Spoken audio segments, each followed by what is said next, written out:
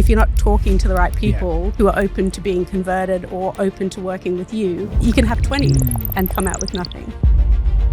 Most people in professional services are told to go wider. Simone Barca did the opposite. It will make your life easier if you have an ICP. It is so hard being everything to everyone because it means you've got to kind of present as being an expert on everything. Simone is a government grant specialist who has helped companies access millions in funding by getting brutally specific about who she works with. You know, as a junior, I would sit in BD calls with partners where they were trying to present as having expertise in an area where they didn't have a depth. And I could feel it. The person across the table could feel it. And it just makes all those questions you get asked of, have you done this before? Where have you done this before? What are your other clients? What are they doing? You just can't answer them. So what's the one decision that separates the specialists who win from the ones who stay stuck? Let's find out in today's episode.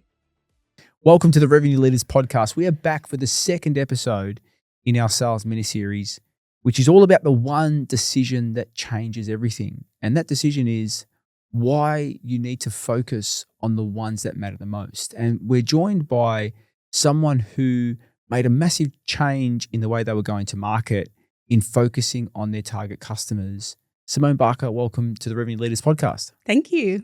It's amazing to have you. And obviously we've all kind of worked together over the last few years, but maybe for the audience, would you mind introducing yourself? Yeah, sure. So Simone Barca, actually between jobs at the moment. I've just finished up a role at Grant Thornton. I was a director in the Innovation Incentives team focused on government grants. And in a week's time, I'll be starting as a vice president at Crestview Strategy, also focused on government grants. So essentially my role isn't changing. I help businesses to access funding from government. So it could be clean energy, advanced manufacturing, innovative products, but help those businesses either grow or bring those ideas to market. I mean, there's a few things there. Number one, vice president. That sounds so fancy. I know. let me put the caveat on. It's a Canadian company. So originally out of Canada, now in Australia, UK and the UAE. But they brought that sort of North American mindset to the Australian market. So I am a vice president now. A wonderful title. Thank you. But I was actually talking to someone the other day about government grants and they were giving me advice as a founder, and they're like, if I can offer you where to save time, go to the experts around government grants. But you know, when people aren't coming to you and you need to go to them, how do you find them? How do you do it? Yeah. Well, I guess in some ways I've got it easy in some ways with government grants because each grant program is really specific in who they're looking for. So it'll ask for, a particular location, a company size down to the number of FTE, sometimes a turnover. And then it will be really specific in the kinds of projects that they're looking to support. So in some ways that's easy because I can look at the guidelines and say, this is exactly who I need. Yeah. But in other ways it's hard because finding that specific company and project is like finding a needle in a haystack. But, Regan and I had this debate because she said, grants, it's somewhat easy. And I'm like, well, I don't have that. I don't share that perspective because I look at it from, if somebody sends me an email to say, hey, there's a government grant, I'm kind of like, a little bit apprehensive because I think it's spam, right? Yeah. So I actually think what you do is really hard. But I want to just take it back because I had the privilege of working with you, is it a couple of years ago now? Yeah, it's about 3 years wow. now, I think. It's gone 3 or so 3.5. Yeah. And the one shift that really changed the way in which you conducted business development was when we went through that firmographic and really started focusing on key people in your target market. Can you just share a bit about what strategy you use to really start building your pipeline and self-generating that pipeline?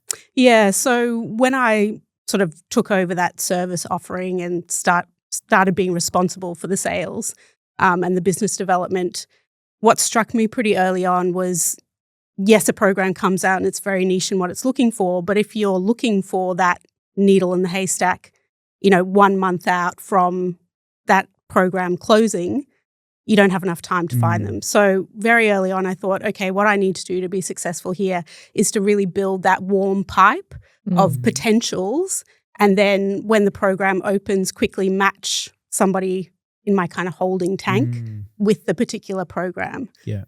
So with that in mind, there was some very obvious things. So like, is that company operating in one of government's target industry sectors?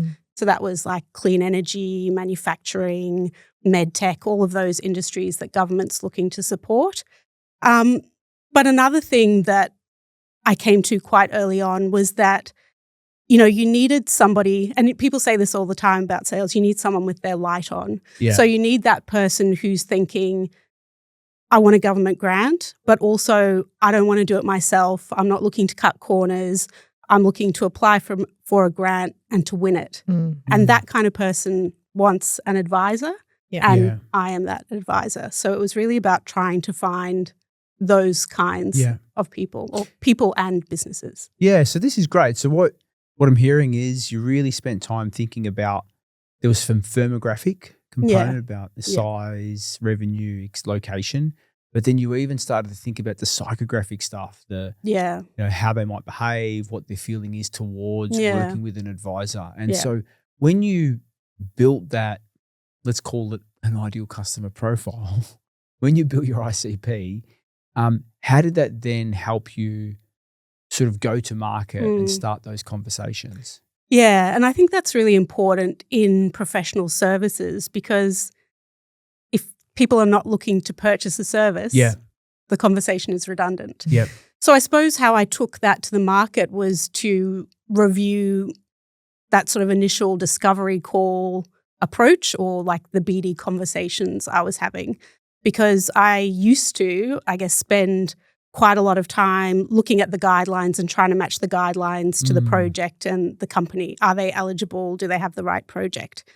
And that's great for the person I'm speaking with, because I'm validating, yes, you should apply, or no, this is not going to work for you. But it didn't work for me from a sales perspective, because we'd have that conversation and they might say, oh, great, I'm a shoe-in for this. I'm going to go write it myself.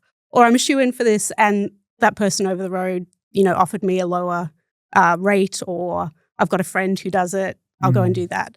So as part of that discovery process, I would build in questions around, have you applied for a grant before? How did you find it? Do you know anyone who's used an advisor for a grant application before? Why have you come to me today? And sort of almost tease out whether they were a good fit for me, as well as them looking at whether I was a good fit for them. It goes both ways. It so does. And it's probably something that people kind of fall down there, because there's almost a scarcity mindset going into that, where they're like, oh, I've got to respond to this. I've got to do it as a sale. Whereas if you're looking at it from an abundance perspective, you're like, okay, are they right for me? Am I right for them? And some of those questions there, you're really starting to get to know not just your ideal client profile, but, the buyers that you're going to be dealing with. And I love that you're thinking about, the sales process is different to the grant process itself, and matching that. You want to be able to like slow it down and be like, okay, firmographic, psychographic, but then also where the market is shifting, what's going to be relevant in 6 months, 12 months, et cetera, based on what's happening and where government is spending money. Yeah. So you're thinking about it like both from a macro and micro point of view, and then giving yourself the opportunity to kind of like warm, so you're not reactive in a sense. When you finally made that shift, like what was your biggest aha moment out of like taking that approach? Well, conversion rates. Yeah. Really. Because, when I came in, I kind of set myself some metrics around, lead indicators to hit my sales target. So like have a certain number of BD calls per week and find opportunities and do all that kind of stuff. But you can have as many BD calls per week as you like. If you're not talking to the right people who are open to being converted or open to working with you, you can have 20 and come out with nothing. So I think that qualifying them as much as they were qualifying me, that it definitely was a more efficient use of my time. Yeah, it's just so good. I remember having these conversations with you when you started building. But aren't you proud? I am As an well, like, absolute aren't proud you parent. just so, we're sitting over here, mum and dad, just being really proud. No, it is because, I think for a lot of, especially obviously we've worked in this professional services space for a number of years, and some of this stuff's a little bit foreign for individuals to go BD calls, those lead metrics that you just indicated, right? But, and something that you mentioned earlier, which I definitely want to talk about, because you got very clear on who you're targeting, you were actually, and not thinking about deadline to the grant, you started intercepting people a lot earlier in the funnel, and you were able to build a bit of your relationship funnel, which was your bank of individuals that you could then connect a lot earlier, right? So you weren't rushing. So can you, as a result, because we know the data shows, I think it's 5 times. Pardon the interruption. I'm Luigi, one of the co-hosts here at Revenue Leaders. You'll notice we don't run sponsors or ads on Revenue Leaders. This show is free. Our goal is to help you grow revenue and build your sales system that you can rely on. We do have a favour to ask though. If this episode gives you one clear idea that you can use, do these 2 things. First, share it with one person, a founder, a revenue leader, or a rep who wants to grow their business. Just one. That's how the show grows. Second, grab free access to our vault over at coachpilot.com/vault. Inside, you'll get the frameworks, templates, and short courses we use with clients to help them scale pipeline and increase win rates. So the deal is simple.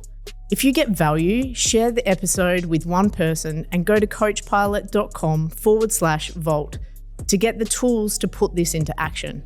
All right. Let's get back to it. Converts at 5 times more when there's strategic positioning.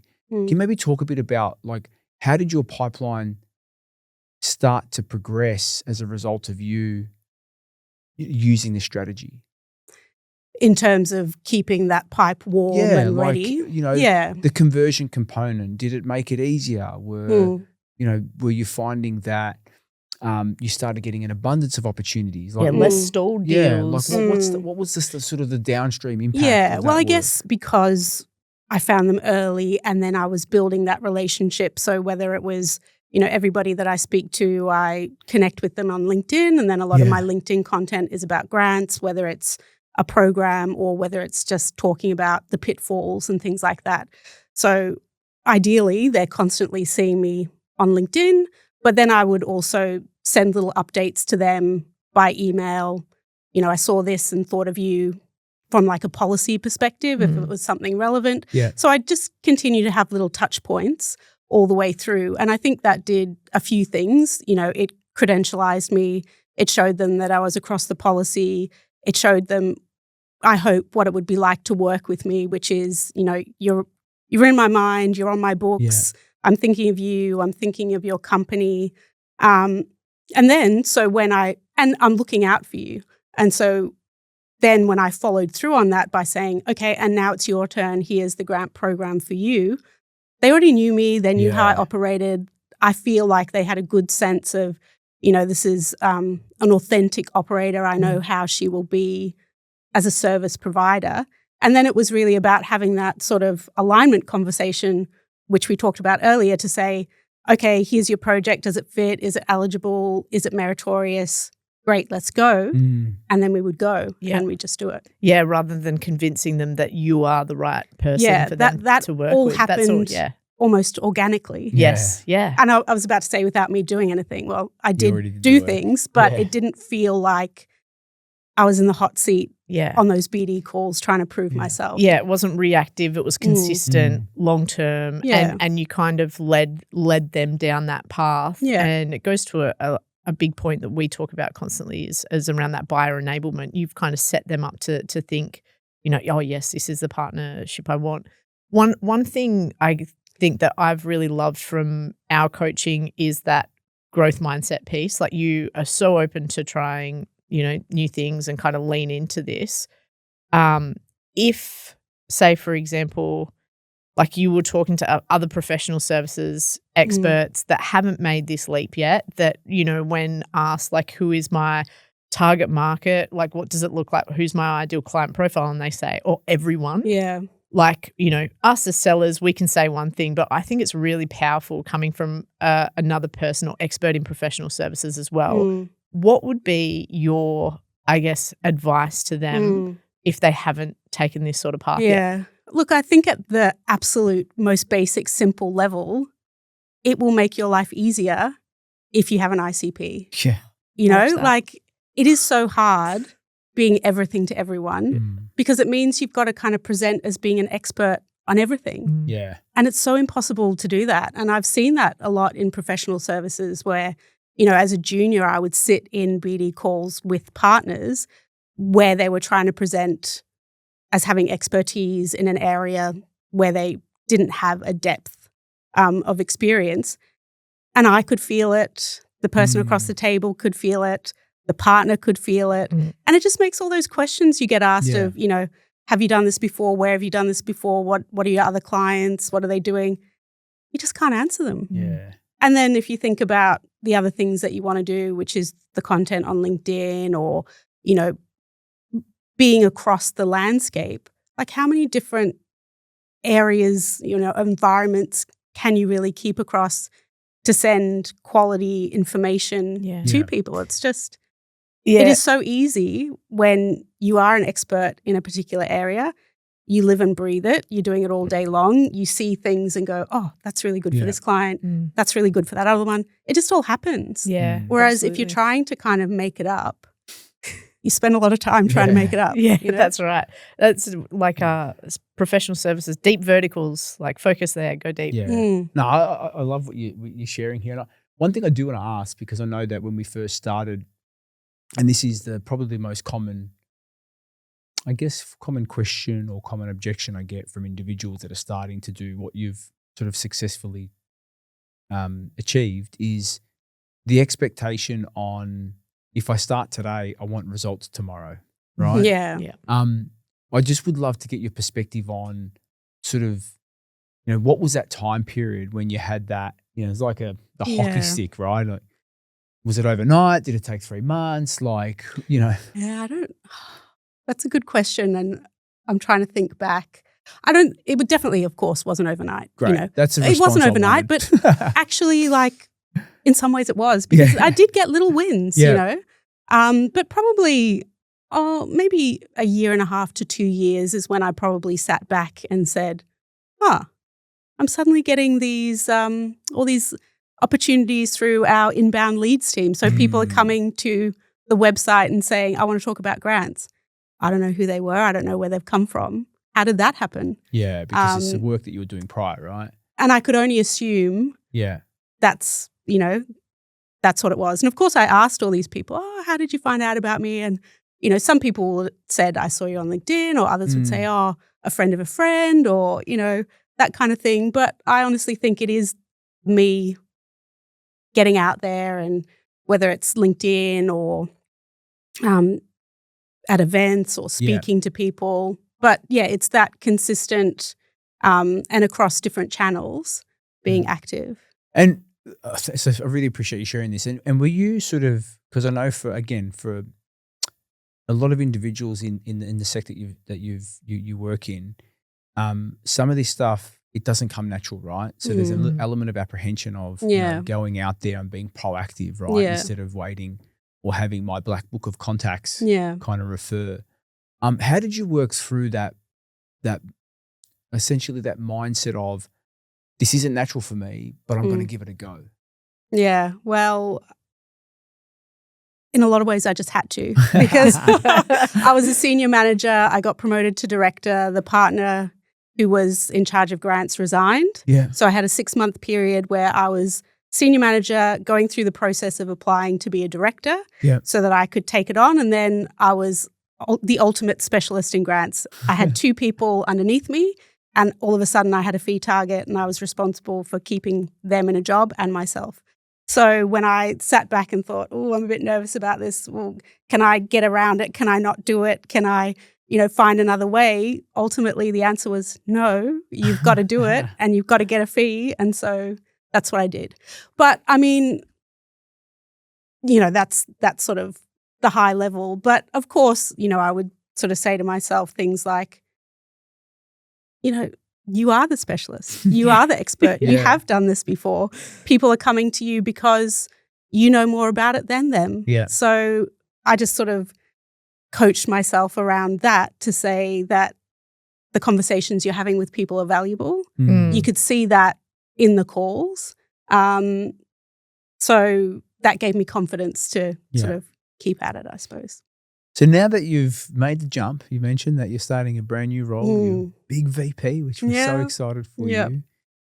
Talk us through, like, what's the process in thinking about your ideal client? Like, where are you going to start, and what does that look like? Yeah, so it's exciting, but it is a bit nerve-wracking as well because, I've got to set up not entirely new referral networks, but I've got to set up new referral networks. And part of that will be understanding the business that I'm joining and the client profiles they have. So as an example, I'm coming out of an accounting firm. So, majority of clients are looking for tax advice or compliance or audits. So that's a particular kind of client. And I'm going into this public affairs consultancy where, clients are focused on engaging with government. So that is good. But the profile of that client, I'm yet to learn. Yeah. And I'm not sure how that is going to differ from the clients at the accounting firm. So I think the first thing I want to do is just understand that client profile and then kind of try and match my product suite that I have now to those clients and see if that still works or whether I've got to expand that. Because at the moment, the majority of my work really is around competitive grants. And there's a lot more in the grant space that I could be doing. So, there's discretionary, there's, inbound investment from multinationals coming to Australia. So I've really got to get across what are the clients that I can tap into at this company. Yeah. And which products could I offer them as a starting point? And then, of course, all my activity in the market can continue and I can continue to offer those services as well. But I'm hoping it'll be about expanding my service offering. So you're really going to study the clients that they're already working with to really understand that profile of customers and then think about sort of how can I help them and how do I get access to that type of customer through my network and what networks do I have to build? Yeah, fantastic. Exactly. Well, you definitely have two advocates in us, so we'll be cheering you on over obviously the next few weeks and beyond because, it's great to kind of see someone that we've coached over the years like just come leaps and bounds in what you're doing. So congratulations, and I wish you all the best for, this next phase as well. Thank you. Awesome. Well, thank you so much, Simone, and thank you everyone listening. So we've got episode 3 up next week, which is on the biggest mistakes when it comes to outreach and how to fix them.